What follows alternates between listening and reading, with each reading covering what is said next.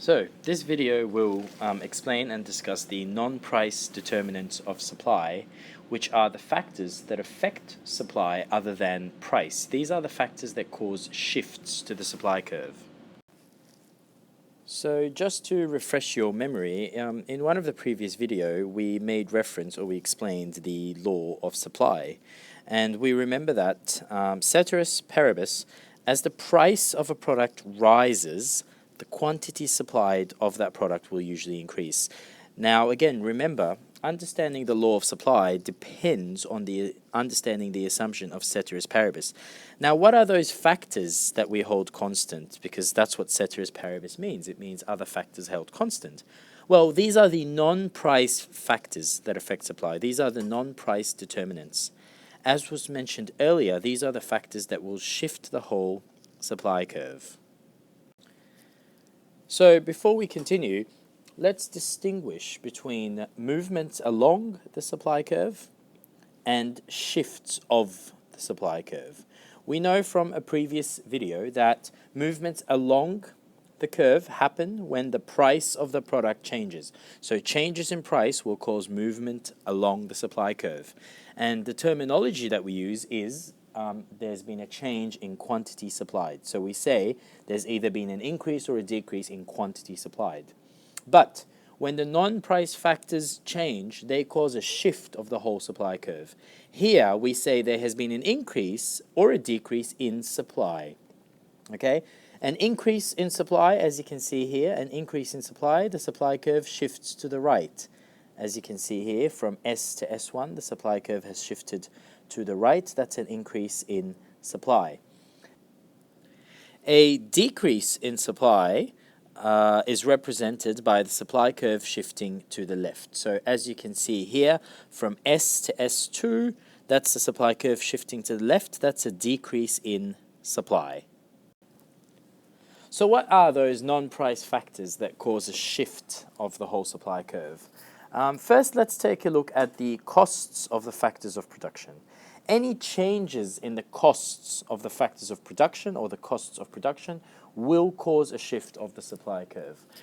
We know that there are four main factors of production: land, labor, capital, and enterprise. We know that land earns rent, that's the income of land, which is a cost for the business. Wages, that's the cost of hiring labor.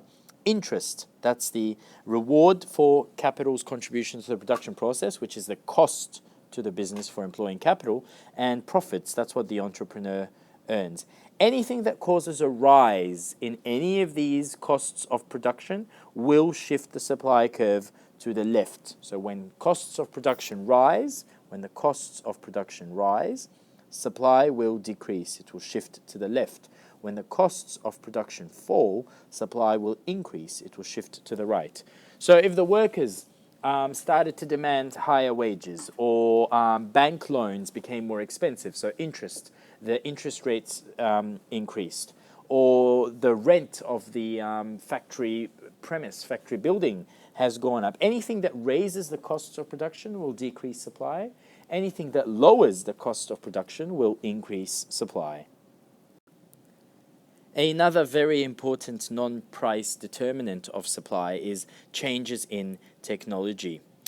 Basically, technology can either get better, so there's an advancement in technology. When there's an advancement in technology, supply will increase. The supply curve will shift to the right. Sometimes, which is quite rare, but this can happen during a war or a natural disaster, there can be a backward step in the state of technology. This would have the opposite effect on supply. Supply will actually decrease. So another major non-price determinant is changes in the prices of related goods. Now, when it comes to supply, goods can be related by either being goods that are in joint supply or goods that are in competitive supply. Let's have a look at joint supply.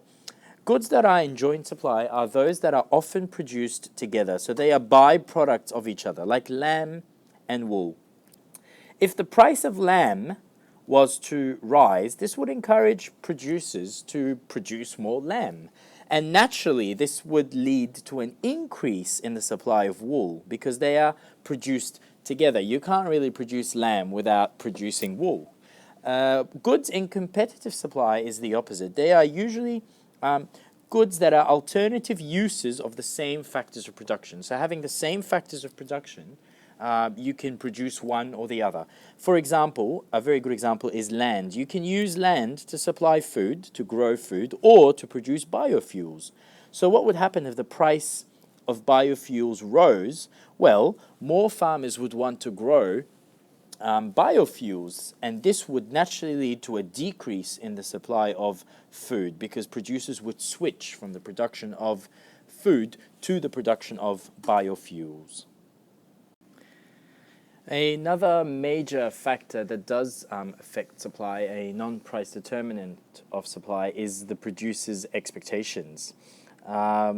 Basically, if producers are optimistic about the future, they expect that prices will rise in the future, they expect that the demand will be strong, they might decide to increase supply, or they might decide to keep supply the same and just wait until prices are higher and benefit from that higher price. But the point is, the producers' expectations of the future affect their production decisions. If producers are pessimistic about the future and they expect demand to fall or they expect prices to fall, they might decide to adjust their production plans. So again, optimism and pessimism, or the producer's expectations of the future, might affect supply either by increasing it or decreasing it. It is a very powerful non-price determinant of supply. Government policy through the use of indirect taxes and subsidies also has a powerful effect on supply. Basically, indirect taxes are designed to discourage production. They are taxes on production, and naturally they decrease supply. So the supply curve will shift to the left because supply decreases. Subsidies have the opposite effect. Basically, subsidies are the government's way of encouraging production of a certain good because the government's basically giving money to the producer to produce more. That lowers the producer's costs of production, which would naturally increase supply. So remember, indirect taxes decrease supply. They shift the supply curve to the left. Subsidies increase supply. They shift the supply curve to the right. The last non-price factor or non-price determinant of supply that we're going to look at is the number of firms in the market. If the market is very profitable and prices are rising and profits are rising, this might encourage more firms to enter the market. So naturally, supply will increase. The supply curve will shift to the right.